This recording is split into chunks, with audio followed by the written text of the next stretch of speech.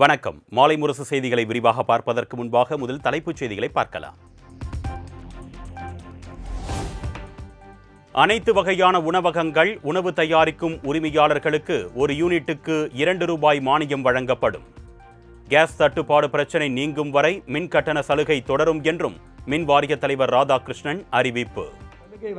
கூடுதல் மின்சாரம் அவங்களோட யூனிட் ஒன்றுக்கு ₹2 மானியமாக மாண்பு முதலமைச்சர் அறிவித்திருக்காரு. ஸோ இது இந்த ஒன்றிய அரசு அறிவித்துள்ள வணிக எரிவாயு பயன்பாட்டுக்கு கட்டுப்பாட்டுகள் எவ்வளோ நாள் அமலில் இருக்கோ இந்த சலுகை தொடரும்.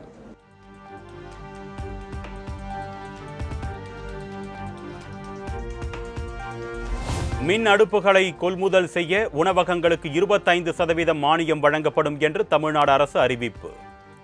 விறகு அடுப்புகளை பயன்படுத்துவதற்கு மாசு கட்டுப்பாட்டு வாரியத்தில் சான்றிதழ் வாங்க வேண்டிய அவசியமும் இல்லை என்று மின் வாரிய தலைவர் ராதாகிருஷ்ணன் பேட்டி. அடுப்புகள், இண்டக்ஷன் ஸ்டவ்வோ இல்லையா எலக்ட்ரிக் ஸ்டவ் உள்ளிட்ட மின் உபகரணங்கள் கொள்முதல் செய்வதற்கு இளைஞர்களுக்கு வேலைவாய்ப்பு உருவாக்கும் திட்டம் ஒன்று இருக்கு, UIEGPன்னு. அதில் 25% அதிகபட்சமாக ₹3.75 லட்சம் மானியத்துடன் கடன் வழங்கவும்.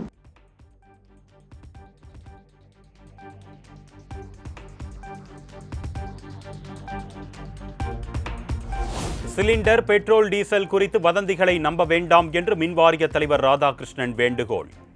கள்ளச்சந்தையில் பெட்ரோல், டீசல், கேஸ் உள்ளிட்டவைகளை விற்றால் கடும் நடவடிக்கை எடுக்கப்படும் என்றும் எச்சரிக்கை.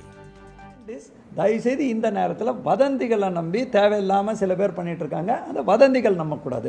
இன்னொன்று, இவர்களிடத்திலும் பிளாக் மார்க்கெட்டிங் மேலே கடுமையான நடவடிக்கை எடுக்க தலைமை செயலரும் முதலமைச்சரும் இவங்க பை சான்ஸ் யாராவது பிளாக் மார்க்கெட் பண்ணுறாங்க, ஏதாவது சில மாவட்டங்களில் பண்ணுறாங்க, அவங்க மேலேயும் தேவையில்லாமல் இந்த நேரத்தில் அந்த மாதிரி தவறுகளில் ஈடுபட வேண்டாம்.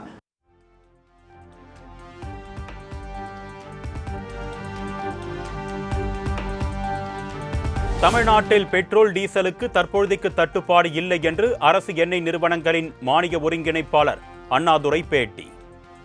கடந்த 2 நாட்களில் பொதுமக்கள் அச்சத்தால் 100% மேலாக பெட்ரோல் வாங்கியதே சில இடங்களில் தட்டுப்பாடு ஏற்பட காரணம் என்றும் விளக்கம்.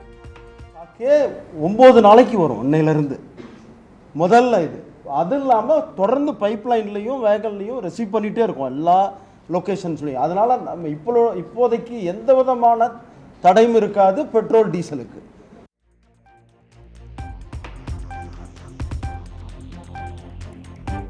காங்கிரசுக்கு கூடுதல் இடங்கள் கொடுக்க முடியும் போது எங்களுக்கு இல்லை என்பது நியாயமில்லை என்று மார்க்சிஸ்ட் கம்யூனிஸ்ட் மாநில செயலாளர் சண்முகம் பேட்டி.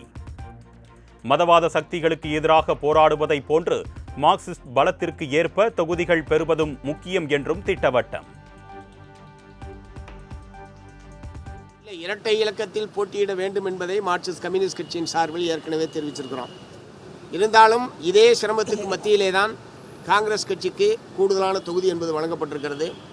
ஆகவே அவர்களுக்கெல்லாம் கூடுதலாக தருவதற்கு வாய்ப்பு இருக்கிற போது இடதுசாரிகளுக்கு தர முடியாது என்று சொல்வதற்கான எந்த விதமான நியாயமும் இல்லை. ஆகவே கடந்த முறையை விட கூடுதலான தொகுதியில் போட்டியிட வேண்டும் என்பதுதான் எங்களுடைய முடிவு. அதை அந்த பேச்சுவார்த்தை குழுவோடு நாங்கள் தெரிவித்திருக்கிறோம்.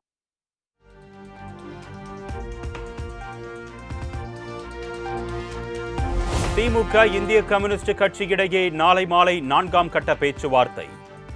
நாளை நடைபெறும் பேச்சுவார்த்தையில் சுமூக உடன்பாடு எட்டப்பட்டு ஒப்பந்தம் கையெழுத்தாகும் என தகவல்.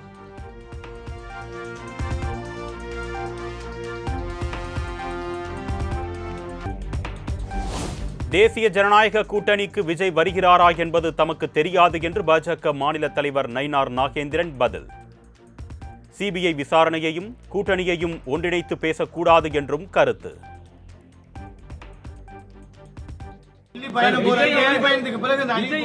விஜயை பாஜக மிரட்டி சிபிஐ விசாரணைக்கு என்று அழைத்து கூட்டணிக்குள் இணைப்பதற்கான முயற்சிகள் நடப்பதாகவும் எதிர்க்கட்சிகள் தொடர்ந்து சொல்றாங்க. எதிர்க்கட்சிகள் என்ன வேணாலும் சொல்லலாம். இப்ப எதிர்க்கட்சிகள் சொல்றது பூரா என்ன சொல்றாங்க? அவ்வளவு பொய்யை தான் சொல்றாங்க. பொய்யிலே பிறந்து பொய்யிலே வளர்ந்த புலவர் பெருமானே ஒரு பாட்டு உண்டு. அவ்வளவு பேரும் பொய்யை தான்.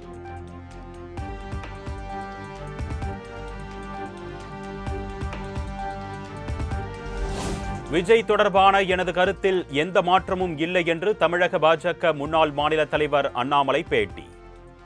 கூட்டணியில் யாரையும் எதிர்பார்த்து நாங்கள் இல்லை என்றும் எங்களுடன் கூட்டணி வைப்பது குறித்து ஆலோசிப்பவர்கள்தான் முடிவு சொல்ல வேண்டும் என்றும் கருத்து.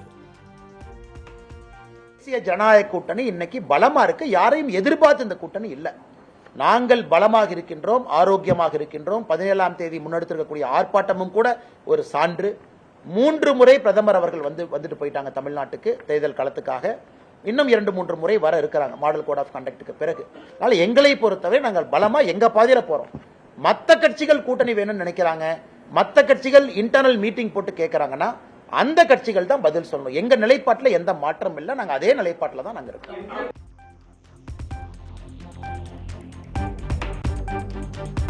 கரூர் சம்பவத்தில் சிபிஐ விசாரணை கேட்டதே தமிழக வெற்றிக் கழகம்தான். கரூர் சம்பவத்தை வைத்து விஜய்க்கு சிபிஐ மூலம் பாஜக நெருக்கடி கொடுக்கிறதா என்ற கேள்விக்கு அண்ணாமலை பதில். சிபிஐ வழக்கு வேணும்னு கேட்டது தமிழக வெற்றிக் கழகம்.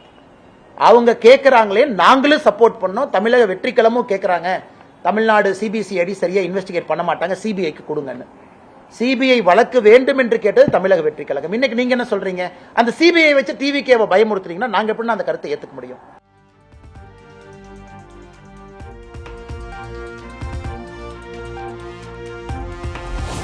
சுயநலவாதிகளின் வாழ்க்கை பயணம் அவர்கள் வாழ்ந்ததற்கான சுவடு இல்லாத அளவுக்கு பாலைவனமாகும் என்று ஓபிஎஸ்ஐ மறைமுகமாக விமர்சித்த டிடிவி தினகரன்.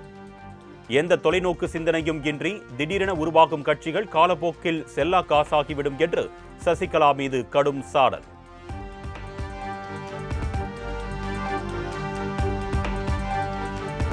தமிழகத்தில் 6 வயது குழந்தைக்கும் பாதுகாப்பில்லை, 60 வயது மூதாட்டிக்கும் பாதுகாப்பில்லை.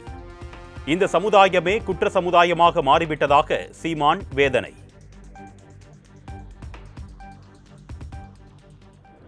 எந்த மனநிலையில் 6 வயசு குழந்தைய அல்லது 17 வயசு பிள்ளைய எல்லாம் வன்புணர்வு செய்து கொலை செய்கிற மனநிலைங்கிறது எவ்வளவு அதை நினச்சி கூட பார்க்க முடியாது. நீங்கள் அப்போ எந்த மாதிரி ஒரு சமூகம் தயாராகி போகுது?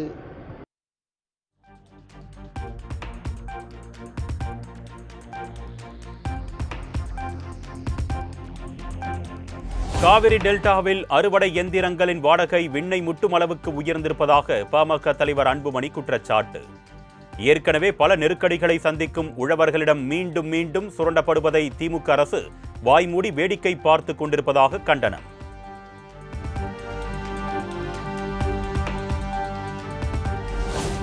திமுக தலைமையகமான சென்னை அண்ணா அறிவாலயத்தில் அக்கட்சி தேர்தல் அறிக்கை தயாரிப்பு குழுவினர் ஆலோசனை. தேர்தல் அறிக்கை தயாரிப்பு பணி இறுதிக்கட்டத்தை எட்டியுள்ள நிலையில் அடுத்த வாரத்தில் திமுக தலைவர் ஸ்டாலினிடம் ஒப்படைக்க வாய்ப்பு.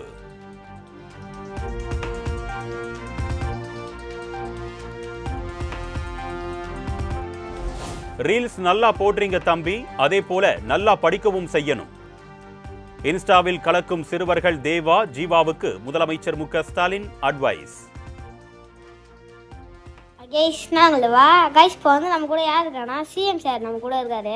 சிஎம் சார் சொன்னா இன்னும் நிறைய பேர் கேட்பீங்க, அதனால சிஎம் சார் சொல்லுங்க சார். உங்களுக்கு தெரிஞ்ச ஏதாவது அட்வைஸ் சொல்லுங்க சார். மோட்டிவேஷன் அட்வைஸ் சொல்லணுமா? மோட்டிவேஷன் சொல்லுங்க. ரீல்ஸ் வந்து நல்லா போடுறீங்க தம்பி, அதுக்காக என்னுடைய வாழ்த்துக்கள். Thank you sir. ஆனால் இதே வேலையாக இருந்துடாம படிப்பில் கவனம் செலுத்தாம விட்டுறக்கூடாது. நல்ல படிப்பில் கவனம் செலுத்தி நீங்கள் சொன்னீங்களே கலெக்டராக போகிறேன், போலீஸ் ஆஃபீஸராக போகிறேன்னு சொல்லி, அது ஆகணும்னா நல்லா படிக்கணும். படித்து உங்கள் கனவு நிறைவேறணும். அதுக்கு என்னுடைய வாழ்த்துக்கள். Thank you sir.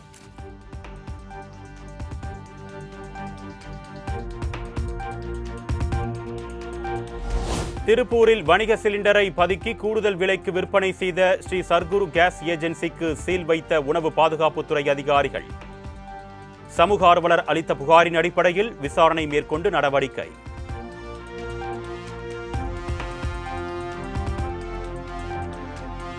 புதுச்சேரியில் காதலிக்க மறுத்த பெண்ணை பெட்ரோல் ஊற்றி எரித்துக் கொன்ற கொடூரம். 80% தீக்காயங்களுடன் ஷர்மிளா மருத்துவமனையில் அனுமதிக்கப்பட்டிருந்த நிலையில் சிகிச்சை பலனின்றி உயிரிழந்த பரிதாபம்.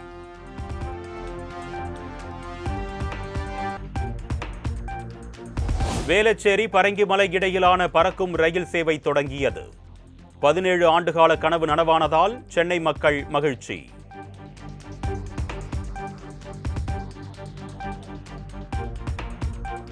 பேரளம் காரைக்கால் அகல ரயில் பாதையில் பயணிகள் ரயில் போக்குவரத்து விரைவில் தொடக்கம்.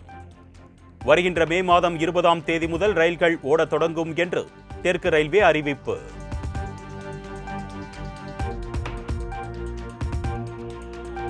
வெயிலின் தாக்கத்தை கருத்தில் கொண்டு சென்னையில் உள்ள முக்கிய போக்குவரத்து சிக்னல்களில் தற்காலிக பச்சை நிற பந்தல் அமைக்கும் பணிகள் தொடக்கம்.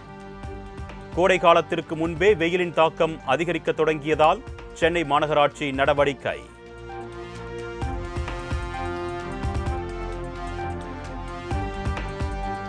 இந்தியாவில் உள்ள வெளிநாட்டினருக்கு 30 நாள் விசா நீட்டிக்கப்படுவதாக அறிவிப்பு. மேற்காசிய போர் காரணமாக கூடுதல் நாட்கள் தங்கியிருப்பதற்கான அபராதமும் தள்ளுபடி.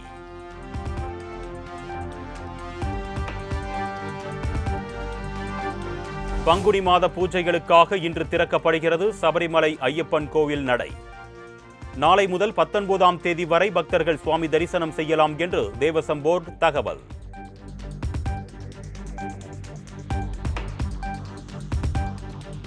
ஜப்பான் கடல் பகுதியில் பாலிஸ்டிக் ஏவுகணைகளை வீசி வடகொரியா தாக்குதல். மேற்காசிய போர் தீவிரமடையும் நிலையில் கிழக்காசியாவிலும் நடைபெற்றுள்ள தாக்குதல்.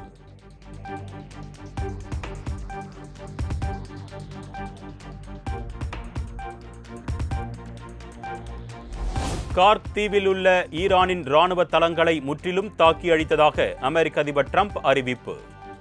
இனிமேல் ஈரானிடம் எந்த ஒரு அணுசக்தி ஆயுதமும் இருக்காது என்றும் அமெரிக்காவை நெருங்கவே அச்சப்பட வேண்டும் என்றும் பேச்சு.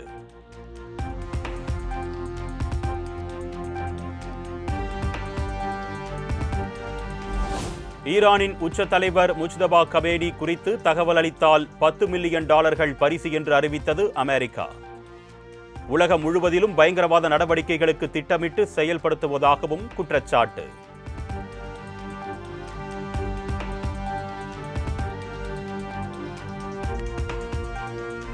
ஈரானின் 90% எண்ணெய் ஏற்றுமதியை கையாளும் கார்க் தீவு மீது அமெரிக்கா தாக்கியதால் தீவிரமடையும் போர்.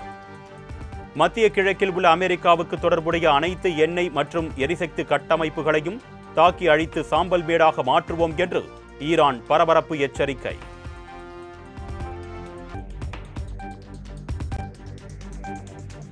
ஈரானியர்களுக்கான விசா நடைமுறைகளில் மாற்றம் என அறிவித்தது நேபாள அரசு. போர் சூழலை அடுத்து ஈரானியர்களுக்கு வருகை விசா வழங்குவதை நிறுத்தி வைத்து நடவடிக்கை.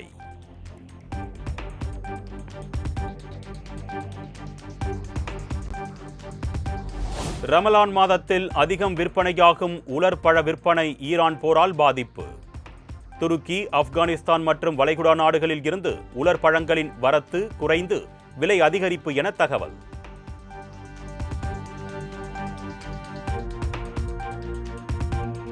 வருகின்ற IPL தொடரில் இருந்து கொல்கத்தா நைட் ரைடர்ஸ் அணி வீரர் ஹர்ஷித் ராணா விலகல். முட்டியில் ஏற்பட்ட காயம் காரணமாக விலகுவதாக அறிவிப்பு.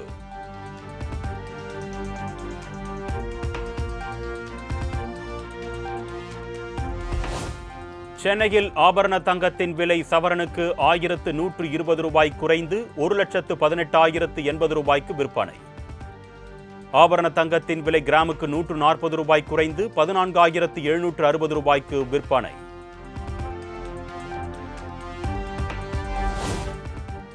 சென்னையில் வெள்ளி விலை கிலோவுக்கு $10,000 குறைந்து ஒரு கிலோ $2,80,000 விற்பனை. வெள்ளி விலை கிராமுக்கு $10 குறைந்து ஒரு கிராம் $280 விற்பனையாகிறது.